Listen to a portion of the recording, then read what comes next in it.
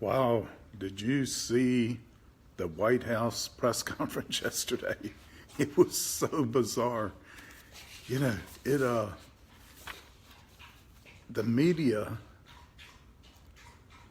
was so insane, and I'm not kidding. They were deranged over the president's doctor, who's, listen, was the presidential doctor for Obama too, and going back to Bush.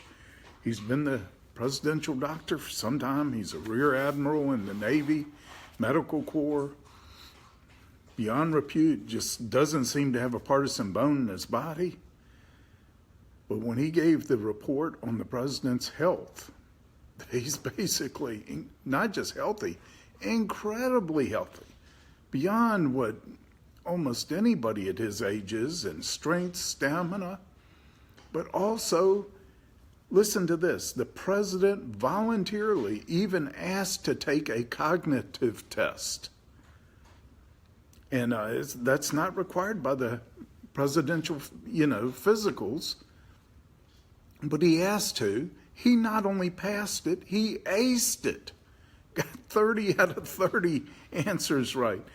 And the press, the media, the White House press corps went bananas. They went nuts because they could find nothing to attack the president on. They tried every angle. It's like they showed their own derangement by being so deranged at the president.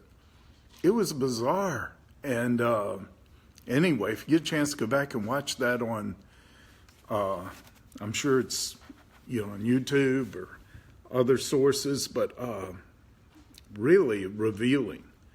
But thankfully, the president is healthy and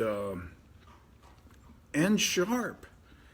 And, his son Eric today just reminded everybody how he wore out the press corps last year during the campaign, in 2016, where he would do 6, 7, sometimes 8 stops in a day, speaking to 30,000, 20,000 at each stop. A grueling thing. And how the media would just come back and pass out, and the president is still going, even thinking of, can I make it one more stop today? His unbelievable stamina. Now, he brought out during the campaign, called Jeb Bush low energy.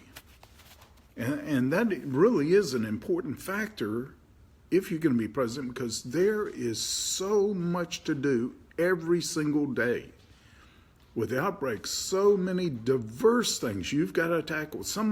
Many of them are absolute crises that you can't be low energy. For that job, that's just, you've got to have the energy. And thankfully, this president seems to have a double dose of your typical normal human energy.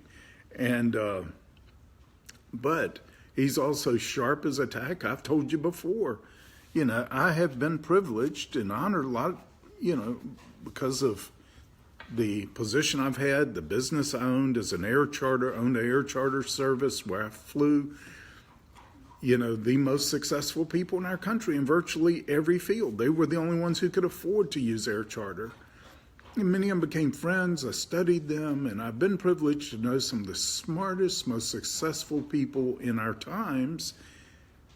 And when I met Trump, in a very short period of time, and I wouldn't expect him, but in a short period of time, I said, this may be the smartest, sharpest person I've ever met.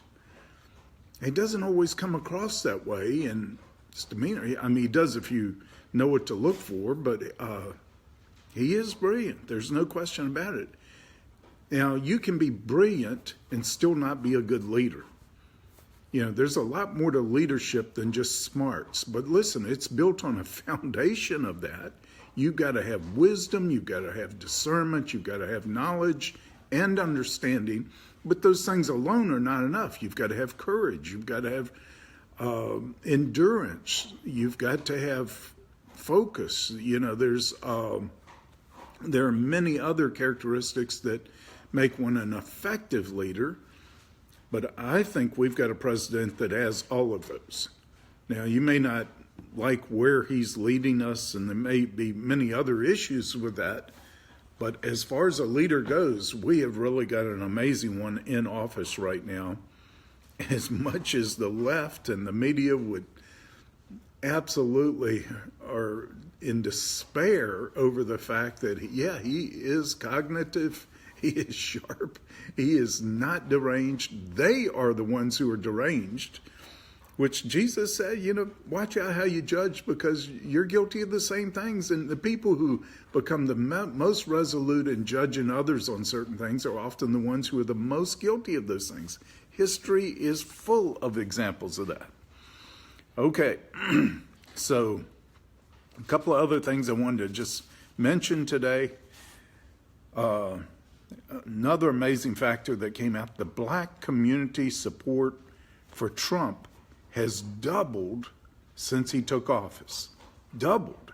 And there's a definite trend for him to gain the support of the black community. Now, you're going to see outrage at this, you're going to see denial, you're going to see everything else, but I tell you, the black community is waking up. This guy really is for them. He really wants to help them, and he is helping them. We have the beginning of a major shift. We have black unemployment is right now at an all-time low. We have over 1 million who have gotten off of food stamps. And but we need to ask the question, why is the black community turning towards Trump?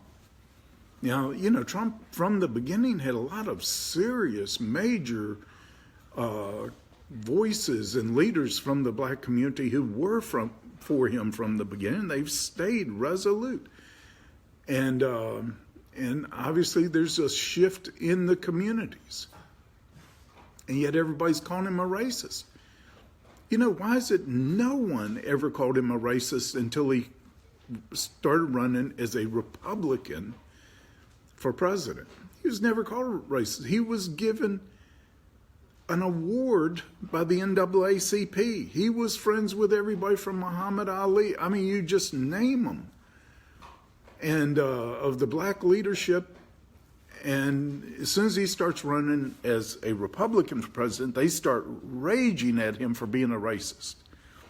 That's because I think you find some of the worst racism today in the Democratic Party, among Democratic leaders. And the evidence is obvious and it's everywhere.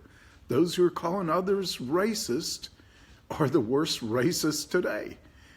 Just like those who are demanding the most tolerance from others are the most intolerant of all of anyone who deviates a little bit from their narrow mindedness.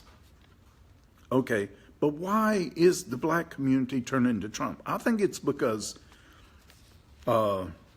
it's being demonstrated openly and widely, especially with the threat right now of the Democratic Party to shut down the government over DACA. Now, this is what it not only appears as, it absolutely is the case. The Democratic Party as a whole cares more for illegal immigrants than they do our own U.S. citizens. And all of the money, you take this new New Jersey governor. He comes out and the first thing he starts talking about all the things that he's going to do for illegal immigrants in his state while his own pension funds, his own pension funds, the New Jersey pension funds are going bankrupt. His own pensioners are about to not get paid anything that they put away of their own money for years and years and years. But he's going to take money and give it to illegal immigrants. We see this in California. California is about to go bankrupt. And yet they're given unbelievable benefits. An illegal immigrant can come right here, get a college scholarship. In some of these sanctuary states, they get a college scholarship and they get health care. Free health care paid for by you and me. And the black community is waking up, and the black community has been treated horribly by the Democratic administrations. All of the places where the cities and the inner cities have imploded, it's been under Democratic administrations, Democratic mayors and city councils. And they're starting to look at wherever Republicans are in authority or in control or in office, they're doing better. They're doing way better, much better. So there is obviously an awakening going on. I'm really excited about this. And I think the Republican Party should be the best friends of not just the black community, but certainly the black community. It was started. The Republican Party was started on the platform of ending slavery. Go back and look at the history of the voting records for the Civil Rights Bill. Virtually every Republican in Congress voted for the Civil Rights Bill. About half of the Democrats did not vote for it. They voted against it, and all these things. But I believe the Republican Party should be the party of all minorities, not just the blacks, but the blacks certainly, but all minorities. And I think there's a definite trend towards that. But I think you're going to see it being defined very soon that the Democratic Party cares more about illegal immigrants from anywhere than they care about their own citizens. You're going to see the Republican Party defined as the party that cares about our own citizens and is going to look out for our own citizens. I mean, just the fact that the Democratic Party is so outraged at voter ID shows they care more for illegal immigrants and illegal voters than they do citizens. Voting is our most precious right as a citizen. The UN will not sanction an election that does not use voter ID anywhere in the world. But in America, we think it's crazy. You got to have an ID to buy cigarettes. You got to have identification to buy cigarettes, to buy alcohol, to do almost anything, drive a car. One of the things they do is try to give illegal immigrants a driver's license as soon as they get here. So why in the world are they concerned about them not being able to vote if ID is required? Doesn't make any sense, except they want a lot of people voting, as it has been well documented and proved, voting over and over and over, being bused from precinct to precinct to precinct to vote. In some areas, we had precincts in the last two elections where more people voted for the Democratic candidate in that precinct than there were registered voters in that precinct. Something's got to give. The law of physics, the law of mathematics doesn't, says that can't happen, but it did happen. So, I'm just thankful that the black community is waking up to it. I think the black community has a special place in the leadership of helping America get to its destiny that we're not at yet. And I think just like Israel was put in slavery in order to understand what the liberty meant, where the liberty that they were to be given, the freedom and the liberty, and to really teach the world about liberty. And I think the black community, the only other race in history that has been enslaved because of their race, I think has a special place, not just in America, but throughout the world, to teach the world about liberty, about freedom. And that is our primary message to the world as America. And so I'm just thankful. It's not just related to them starting to be for Trump or Republicans, but there's obviously an awakening happening in the black community that, man, this has gone on too long. Over 50 years under Democrats, no change. All the promises they've been given have never been fulfilled. Why do they keep going there? Well, they're waking up, thankfully. And we need them to wake up and to take their place. in our society. We need every group. I believe every group. We need the Asians. We're so blessed with so many Asians. We are so blessed with so many Hispanic and Latino citizens in our country. And I think we want more Latino and Hispanic immigrants. We just want them to do it the right way, want them to be legal, and want to be able to cut out the drugs and all that are coming across our border, and terrorists and everybody else that are coming. Do you know there were 69,000 sexual assaults in America from illegal immigrants? And why is no one talking about those things? And why is it, people think that a wall on our southern border to protect our southern border is racist? Even Mexico has called us that. But Mexico built a wall on their southern border to keep out people from the countries south of them, where it was so much worse in some of those countries. They were trying to get into Mexico, and of course many of them were seeking to go through Mexico to get to the U.S. But they built a wall. Why aren't they racist if they built a wall? Why isn't this talked about in our media? Because our media really is deranged.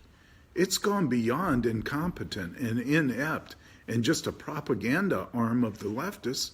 It is now starting to demonstrate serious derangement, out of touch with reality, seriously out of touch. But these things demonstrate. There are a lot of people. They could watch things like yesterday's press briefing at the White House and not see it. Not only not see it, agree with the reporters who are demonstrating their derangement. Why? Because I believe about 30% of our population was not educated. They were indoctrinated. And they do not have the ability of independent thought. And it's blinded them to a lot of reality. That's what derangement is. They are just absolutely blinded to a lot of reality when you see such blatant hypocrisy, such blatant distortion of the truth, of the facts, and everything else that's been going on. To still listen to them, that is Einstein's definition of insanity.